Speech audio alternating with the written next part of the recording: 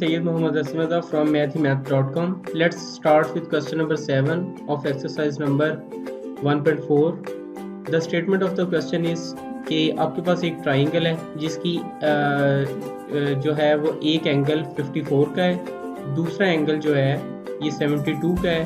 तो find the ratio of the third angle to the sum of first to.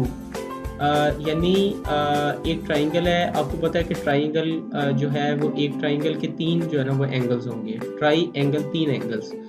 तो इसमें से एक जो एंगल है वो है 54 का, यानी इसकी दो आर्म्स में एक एंगल जो है वो 54 का है, दूसरा 72 का है. अब पहले तो ये है कि थर्ड एंगल हमने फाइंड आउट करना है.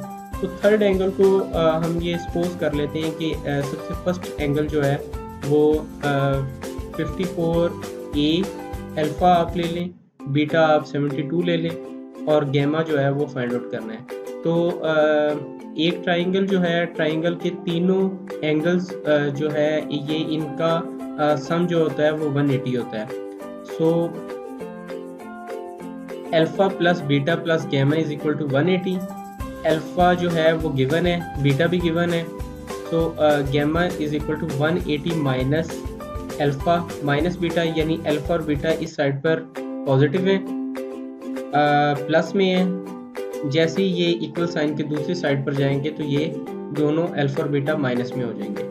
तो ये आपके पास gamma is equal to 180 minus alpha minus beta, यहाँ ये 180 है. Gamma is equal to 180 minus 54 minus 72. तो आपके पास gamma is equal to 54 degree आ जाएगा.